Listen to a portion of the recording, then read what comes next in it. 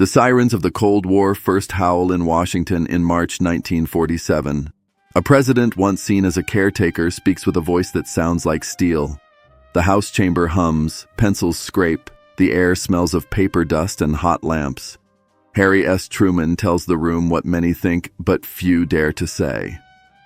At that instant, two Mediterranean countries become a global test. Greece and Turkey look like coastal lights, but they are signals aimed at Moscow. Why do two crises on Europe's edge turn into a worldwide turning point? Listen to the sequence that follows. Greece lurches through civil war in 1946 and 1947, communists against monarchists, mountain bands against state garrisons.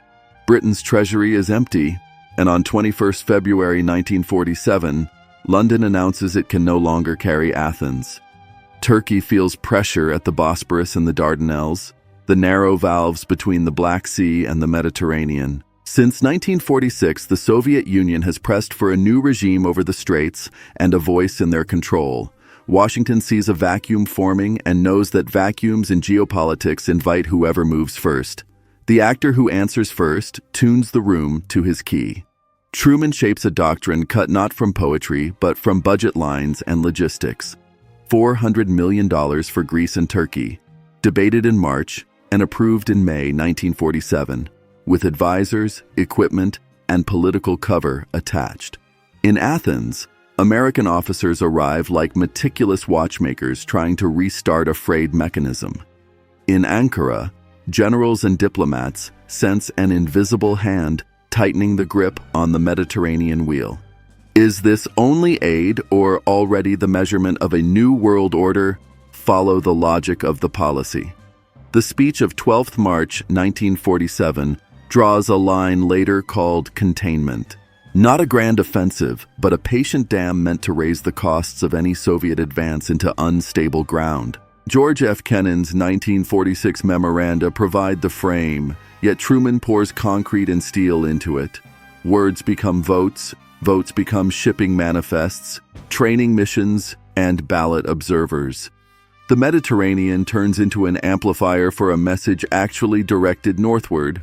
Not a threat, but predictability that makes opportunism expensive. This matters now because chokepoints still redraw maps and credibility still reallocates risk. In a world of drones and instant feeds, the price of uncertainty remains higher than the price of routine. How does Greece become the proving ground for containment, walk the streets, and the mountain tracks?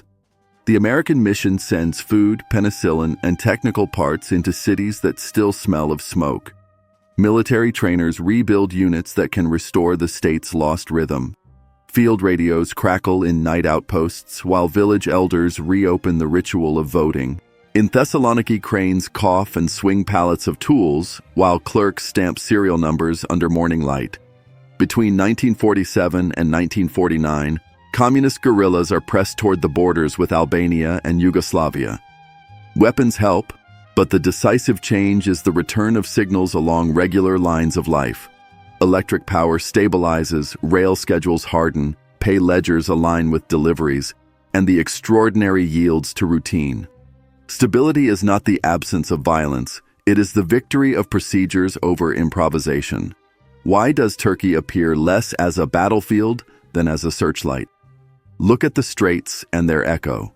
Since 1946, the Kremlin has asked to revisit the Montreux Rules and to gain a say over the sea gates. Ankara replies with composed silence, reinforced by American assurances worth more than tanks on paper. Destroyers visit the eastern Mediterranean to be seen rather than to fire. Diplomacy speaks in salons. But in 1947, it also emits the diesel thrum of hulls alongside piers. Moscow notes that entry points are latched and shifts its weight to other theaters. On the board, a new ratchet clicks into place. This is relevant in the present because grain, gas, and security all pulse through narrow water. At bottlenecks, credibility refracts like light through a prism and multiplies its effects. Did the doctrine lay stepping stones beyond 1947? Follow the calendar forward. In June 1947, the Marshall Plan takes shape and recasts emergency help into a program for productivity. The policy moves from firefighter to physiotherapist, from dousing sparks to laying fireproof cable. Also, in 1947, the National Security Act builds a new architecture in Washington. A unified Defense Department and a Central Intelligence Agency become the engine rooms of a global posture. In 1948, the Prague coup shows how fragile Central Europe remains, and the Berlin Airlift translates doctrine into flight schedules. Engines over Tempelhof condense coal and flour into a political language heard on the ground. In 1949, NATO converts the intuition of collective deterrence into treaty text. What begins with 2 countries in March 1947 becomes a net spanning an ocean in less than 3 years. It matters today because alliances, if consistent, outlast news cycles and weather crosswinds. Commitments written in years, not days, steady the helm when headlines lurch. Was the doctrine an escalator to conflict or a brake on adventurism? Examine the mechanism without romance. Support free peoples resisting subjugation, not with invasions, but with resources, training, and political shelter. Require choices, accept disputes, and force the adversary to pay higher prices at every gate. In Turkey, the effect is preventive. In Greece, it is curative, but the math is the same. Credibility compounds quietly like interest and makes aggression less attractive before it starts. This matters now because hybrid tactics still crash on institutions that are hardened early. New tools obey old logics, and resilience remains the best countermeasure. What did the signal actually sound like in Moscow? Hear the tones, rather than the slogans. There is the dry rustle of budget pages that deliver, rather than promise. There is the patient cadence of ship engines that need no gun report to register presence. There is the snap of ballot lids in towns where uncertainty finally retreats. There is the muffled hum of transformers that bring light to workshops while pins shift on wall maps above.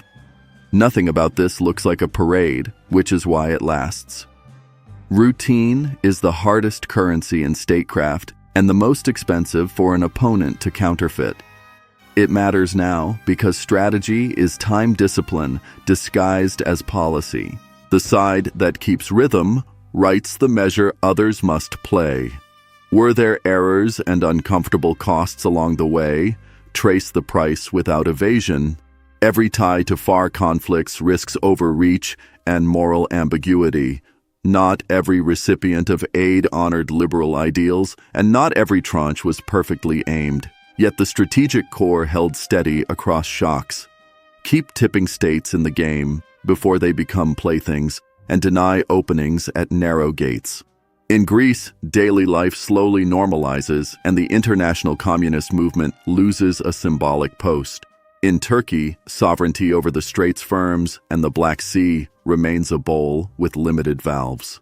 This balance between principle and pragmatism demands constant retuning. Every century breeds new gray zones that only clear lines can navigate. Which micro-scenes expose effectiveness better than big speeches? Attend to the small sounds under the music. The chirp of a telegraph in Athens sending vote tallies few expected to see again. The thunk of a stamp in an Ankara office approving a manifest so spare parts reach a remote garrison on time. The click of a bakelite switch flooding a Greek workshop with light at dusk, saving wages for a week. The dry chatter of a Washington typewriter authorizing a tranche that no one notices by name, but everyone feels. That is the undercarriage where policy becomes muscle memory. From that memory grows trust, and from trust grow barriers against reckless gambles. It matters now because our age rewards spectacle, while stability hides in paperwork.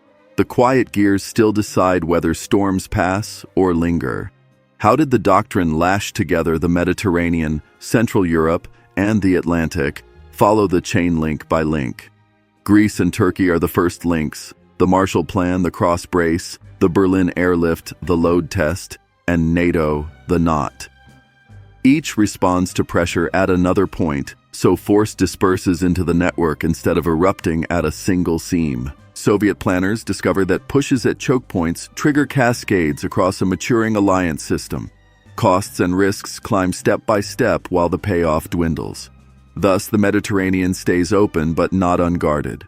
Thus, Berlin stays supplied but never carefree. This image helps now from the Danube to the Caucasus. Stability is not a state, but a circuit that needs constant current and reports every break. What can small states living next to large neighbors actually take from this treat sovereignty as a practice rather than a slogan? Sovereignty lives in border posts, harbor schedules, balanced ledgers, and honest election boards. The doctrine reinforces precisely those routines and tallies the cost of tampering with them. Small states gain time when big friends act early and keep their word. They lose futures when help arrives only after the skyline is smoke. Greece preserved more than its ministries. It preserved the power to decide. Turkey secured more than straits. It secured the option to steer its policy without foreign hands on the wheel.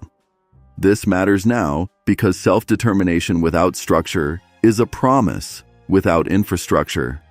Institutions are the scaffolds on which choices can stand. What remains when we strip the doctrine to its simplest meter, reduce it to 3 beats without ornament? Move early where the ground may tip and raise the intruder's costs. Support institutions rather than only front lines and make help a rhythm, not fireworks. Show a presence that needs no proof because it arrives on schedule and becomes deterrence by habit. That is the sound Moscow heard in 1947 and the reason pressure shifted elsewhere. It matters now because timing, institutions, and presence still bend outcomes without firing a shot. They work with human habits rather than against them. What is the last line when the echo of 1947 returns to our present? Hold it in one thought and look forward. Greece and Turkey were not only recipients of aid, they were transmitters of a frequency. The frequency said that gaps would be sealed before they turned into gates. The Truman Doctrine amplified that message across oceans and translated it into treaties, flight plans, and steady deliveries. In an era when seas again redraw charts and straits become headlines, the lesson stands. Stability is built from predictability, paid for daily, and measured in routines that hold under strain. If we make the other side's costs visible and keep our own pledges audible, why would we ever need the drums when the rhythm already decides the dance?